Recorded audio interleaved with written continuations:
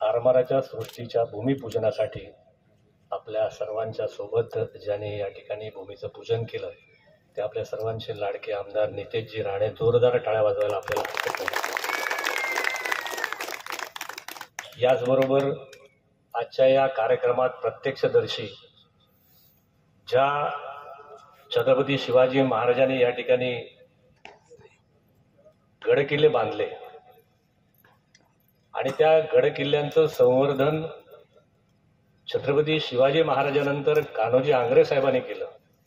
ते इथले किल्लेदार होते. त्याच्यानंतरच ते ही सगळी धुळप फॅमिलीकडे ही सगळी लेगसी आली आणि त्या धुळप फॅमिलीतले 8वे वंशज आपल्या सोबत आहेत. त्यांचा आशीर्वाद आपल्याला आहे. मला वाटते एवढा मोठा परमेश्वराचा योग आपल्याला या कार्यक्रमाच्या निमित्ताने आलेला आहे. मी त्यांचं सुद्धा आभार मानतो. देशपांडे साहेब चिपळूणपासून आलेले आहेत. आपण त्यांचं सुद्धा या ठिकाणी स्वागत करूया. अजितराव गोगटे साहेब आमचे माजी आमदार या ठिकाणी आलेले आहेत.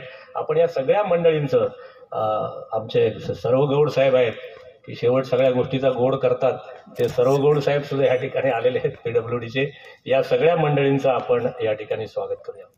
आजच्या या आमदार साहेब शिवसृष्टीची ही आरमार सृष्टीची कल्पना आहे ती 2008 साली आम्ही सर्व मंडळी म्हणजे मी सांगायला हरकत नाही जेव्हा या ठिकाणी उमेदवारी करायला म्हणून आम्ही आलो आणि सहज गडावरती आमचा साखरकर असेल, राजू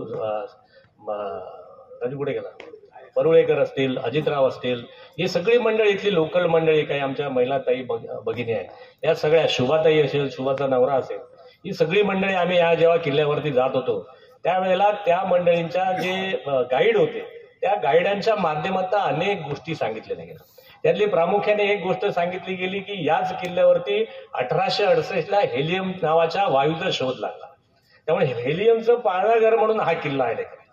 छत्रपती शिवाजी महाराजांचं आरमार या असलेल्या या आपण ज्याला खाडी म्हणतो, बॅकवॉटर म्हणतो, या बॅकवॉटरमध्ये छत्रपती शिवाजी महाराजांचं गलबत बनवण्याचं, आरमार तयार करण्याचा कारखाना होता.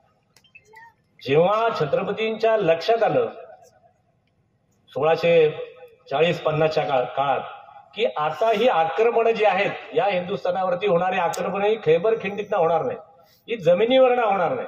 आताची आक्रमण ही पाण्यावर होतील आणि पाण्या म्हणजे समुद्र किनारा या महाराष्ट्राला जेवढा लाभलाय तो संरक्षित करण्याची गरज आहे.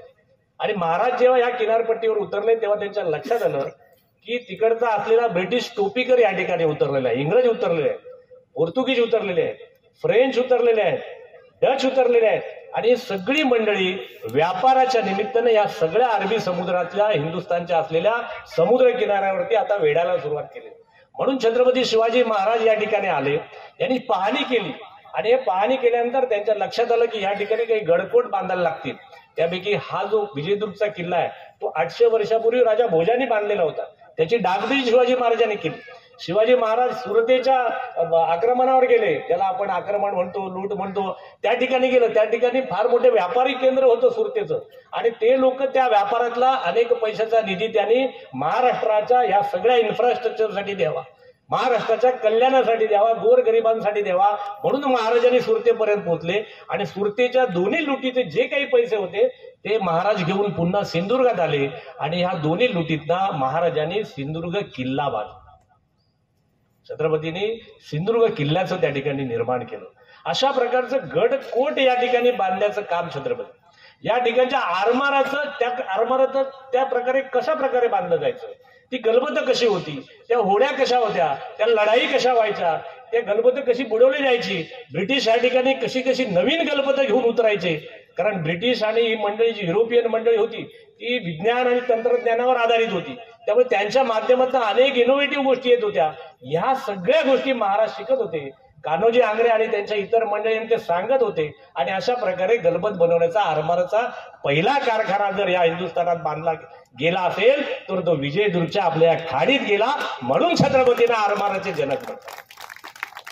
फादर ऑफ द नेव्हल ज्याला आपण म्हणतो, म्हणून आपण जो मालवणला कार्यक्रम केला फादर ऑफ द नेव्हल म्हणून या ठिकाणी केला. तर हे कसं केलं गेलं, आपल्या पुढच्या पिढीला या सगळ्या गोष्टी, हे सगळं ज्ञान हळूहळू संक्रमित करावं, त्यांच्यापर्यंत पोहोचावा, महाराजांचा इतिहास पोहोचावा, राजा भोजांचा इतिहास पोहोचावा, कान्होजी आंग्रे साहेबांचा इतिहास पोहोचावा. परवाच कान्होजी आंग्रेंचे पण वंशज रघुजी राजे आंग्रे जे आता अलिबागला राहतात त्यांनी पण आपल्याला आशीर्वाद दिलाय ते स्वतः इथे आले होते, त्यांनी पाहणी केली, ते खुश झाले. ते म्हटले प्रमोदजी आमचा पण तुम्हाला या कार्यक्रमाला आशीर्वाद आहे. त्यांनी पण त्याच्यामध्ये व्हॅल्यू ऍडिशन काय करता येईल ते सांगितलेलं आहे. साक्षात धुळप साहेब यांचं या किल्लेदार म्हणून यांच्या आठ वंशज या ठिकाणी आहेत, त्यांनी पण आशीर्वाद दिलेला आहे. आणि मग अशा माध्यमातून या ठिकाणी एक चांगलं स्मारक व्हावं, एक सृष्टी निर्माण व्हावी. आणि हेलियम डेच्या निमित्ताने दरवर्षी या ठिकाणी होणारा कार्यक्रम पण या ठिकाणी व्हावा, या सगळ्या संकल्पनाने घेऊन आम्ही 2008 पासून प्रवास करत होतो. जागेचा शोध सुरू होता.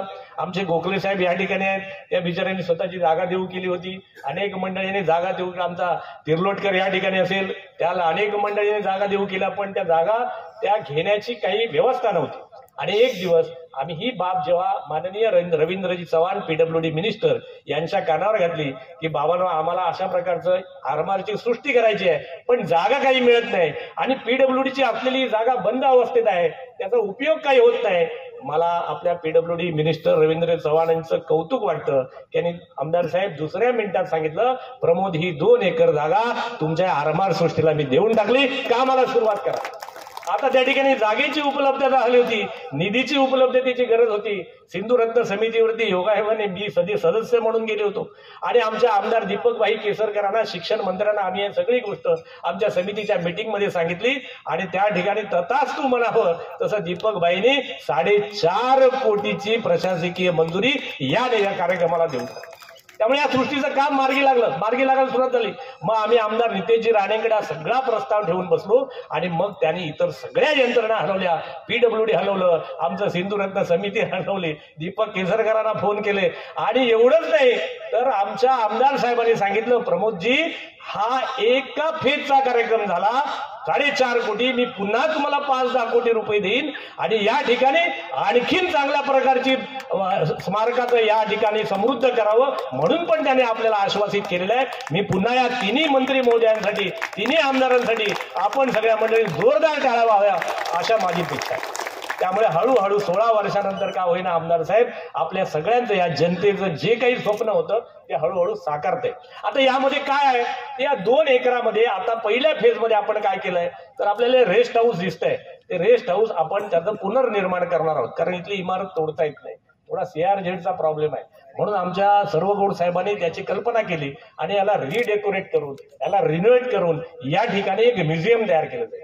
त्या म्युझियम मध्ये असलेल्या या आरमाराबद्दल सगळी माहिती, त्याचे स्टॅच्यूज, त्याचे म्युरल्स आपल्या कोणाकडे, मी आंग्रे आपल्या धुळप साहेबांना पण विनंती केली आहे, मी आंग्रे साहेबांना, रघुजी राजा आंग्रे त्यांना पण विनंती केली आहे की आपल्या त्या ठिकाणच्या असलेल्या घरामध्ये अशा जुन्या काही वस्तू असतील तर त्या सुद्धा आपण या ठिकाणी आमच्या म्युझियम मध्ये ठेवाव्यात, त्या निमित्ताने आमच्या पुढच्या पिढीला ते बघायला मिळेल. त्यामुळे तशा प्रकारचं म्युझियम होत आहे. समोर एक छानपैकी डेक केला जाईल, ज्याला आपण मोठं जहाज म्हणतो तसा एक डेक राहील, सेल्फी पॉइंट राहील, त्याच्यात उभं राहून आपल्याला संपूर्ण विहंगम दृश्य जे आहे ते किल्ल्याचं ते त्या ठिकाणी दिसेल. पार्किंगची व्यवस्था असेल, टॉयलेटची व्यवस्था असेल आणि चांगलं लँडस्केपिंग आणि असलेली भिंतीचा त्या ठिकाणी व्यवस्था असेल. हे पहिल्या फेजमध्ये. दुसऱ्या फेजमधली आमची कल्पना अशी आहे की आपले जे विद्यार्थी आहेत, पर्यटक या ठिकाणी येतील, या ठिकाणी एक डेन तयार केलं जाईल आमदार साहेब. डेन म्हणजे एक गुहा तयार केलेली आहे. त्या गुहेच्या बाहेर आपण जसं होडीत बसतो तसे त्या ट्रॅक मधल्या होडीमध्ये पर्यटक बसतील, मुलं बसतील आणि ती होडी पर्यटक 15 मिनिटं आतमधून त्या गुहेमध्ये फिरतील आणि 10 ते 15 प्रसंग त्यांना लाईट अँड साऊंडच्या माध्यमातून, म्युरलच्या माध्यमातून बघायला मिळतील. छत्रपतींनी युद्ध कसं केलं, कान्होजी आंग्रे कसे होते, त्यांनी काय केलं, धुळप साहेबांनी काय केलं, ब्रिटिशांचं आक्रमण कसं आलं, नौका कशा बुडवल्या जायच्या, युद्ध कसं व्हायचं, महाराज सुरतेला कसे गेले, हा सगळा इतिहास त्या 15 मिनिटांमध्ये आपल्या विद्यार्थ्या आणि पालकांना आणि आपल्या सगळ्या पर्यटकांना तो बघायला मिळेल. अशा प्रकारचं या ठिकाणी एका गुहेचं डेनचं सुद्धा आम्ही व्यवस्था करतो, त्या पुढच्या पेजमध्ये होईल. अशा प्रकारचं एक अद्वितीय स्मारक विजयदुर्गमध्ये नेहमी आमच्या जिल्ह्याच्या सरपंचांचं, रियाजचं, आमच्या देवधर आले असतील, माजी सरपंच आले असतील, बिचारे देवधर, या सगळ्या मंडळींचा नेहमी आग्रह होता आमदार साहेब की आमच्याकडे दुर्लक्ष होतं, विजयदुर्गकडे कोणी येत नाही. पण खरं सांगू मंडळी, एक दुर्लभ किंवा दुग्ध शर्करा योग आहे आमदार साहेब. आम्ही तर हे 4.5-5 कोटीच दिले, पण आमदार साहेब आणि महाराष्ट्र सरकारने मुंबई गोवा पासून त्या कासारड्यापासून इथपर्यंत यायला 300 कोटी रुपयाचा रस्ता करतायत. या सरकारसाठी सुद्धा टाळा झाला. काय योगा आहे बघा. आणि काल परवा साखर माजी सरपंच आले असतील बिचारे देवधर, या सगळ्या मंडळींचा नेहमी आग्रह होता आमदार साहेब की आमच्याकडे दुर्लक्ष होतं, विजयदुर्गकडे कोण येत नाही. पण खरं सांगू मंडळी, एक दुर्लभ किंवा दुग्ध शर्करा योग आहे आमदार साहेब. आम्ही तर हे 4.5-5 कोटीच दिले, पण आमदार साहेब आणि महाराष्ट्र सरकारने मुंबई गोवा पासून त्या कासारड्यापासून इथपर्यंत यायला 300 कोटी रुपयाचा रस्ता करतायत. या सरकारसाठी सुद्धा टाळा झाला. काय योगा आहे बघा. आणि काल परवा साखरकर कुठे आपले हे कुठे गेले राजू, या ठिकाणी वर्ल्ड हेरिटेज व्हावं, युनेस्को ज्याला युनायटेड नेशनची एक मोठी संस्था निर्माण केली की जगातली वर्ल्ड हेरिटेज त्यांनी पाहणी करावी. आणि त्या वर्ल्ड हेरिटेजच्या युनेस्कोची मंडळी सुद्धा या किल्ल्याची पाहणी करून गेली आहे. भविष्यामध्ये या हिंदुस्थानातलेच नाहीत तर परदेशातले पर्यटक सुद्धा तुमच्या विजयदुर्गात येतील. या ठिकाणच्या असलेल्या पर्यटक आपल्या इथे घरामध्ये राहतील. आपण साहेब सिंधुरत्न समितीच्या माध्यमातून काही कॉटेजच्या व्यवस्था करतोय की ज्या आजूबाजूच्या लोकांना मिळतील, कॉटेज बांधतील, त्याच्यामध्ये हे पाहुणे आलेले राहतील, हे सगळं विजयदुर्गचं वैभव बघतील, 2 दिवस राहतील. म्हणजे इथल्या सामान्य माणसाला त्यांच्या मुलाबाळांना रोजगार मिळेल अशी पण व्यवस्था त्या ठिकाणी केली. आणि तुम्ही एक विजयदुर्गचं एक वैशिष्ट्य बघितलं असेल सर, आज ह्या कार्यक्रमाला आमचे राष्ट्रभक्त हिंदू तसे आमचे राष्ट्रभक्त मुस्लिम मंडळी सुद्धा मोठ्या प्रमाणात आलेले आहेत. या सगळ्यांसाठी जोरदार टाळ्या झालेला पाहिजे. हे सगळे शिवप्रेमी आहेत, हे सगळे आमचे मावळे आहेत, हे सगळे आमचे बांधव आहेत, हे सगळे आमच्या भगिनी आहेत. या सगळ्या मनापासून शुभेच्छा द्यायला आमदार साहेब या ठिकाणी आलेले आहेत. आपल्या सर्वांचं आपण ज्या ज्या घरात राहता त्या ठिकाणी पर्यटकांची व्यवस्था करा. या ठिकाणचा आपलं रोजगार, आमच्या सिंधुरत्न समितीचं आमचं ब्रीद वाक्यच आहे की या सिंधुदुर्ग आणि रत्नागिरीत राहणाऱ्या सगळ्या नागरिकांचं, शेतकऱ्याचं, गरीबाचं उत्पन्न दुप्पट करणं हा आमचा मोठो आहे. या माध्यमातून तुमच्या सगळ्यांचं उत्पन्न दुप्पट होऊ द्या, गावातल्या लोकांना रोजगार मिळू द्या. रियाज काजीबद्दल तर मला नक्कीच बोलायचं साहेब, एक सरपंच आहे, ताकदीचा आहे, कुठलीही गोष्ट कुठलाही शब्द त्याने जमिनीवर पडायला दिला नाही. मी सरपंच म्हणून जे लागेल ते करायला तयार आहे. आणि त्याचं एकच स्वप्न होतं साहेब, मी सरपंच असताना या स्मारकाचं भूमिपूजन व्हावं, त्यासाठी रियाजसाठी सुद्धा जोरदार आपण लोकांनी टाळा वाजायला पाहिजे. असा साहेब ही सगळी पंच महाभूत एका ठिकाणी जमली आणि त्याच्यातलं ही शिवसृष्टी, ही आरमाराची सृष्टी या ठिकाणी निर्माण होते. छत्रपती आरमाराचे जनक होते आणि आज आपण या सगळ्या आरमार सृष्टी होण्याचे प्रथम दर्शक आहात, प्रथम नागरिक आहात. आमच्या तुमच्या सगळ्यांच्या साक्षीने आज भूमिपूजन झालेलं आहे. मी पुन्हा एकदा सगळ्यांचं स्वागत करतो आणि थांबतो. जय हिंद, जय महाराष्ट्र. ताज्या अपडेट्स आणि ताज्या बातम्यांसाठी आजच सबस्क्राईब करा आपला Sindhudurg digital news channel. Like करा, शेअर करा, कमेंट करा आणि महत्त्वाचं म्हणजे बेल आयकॉनला क्लिक करायला विसरू नका.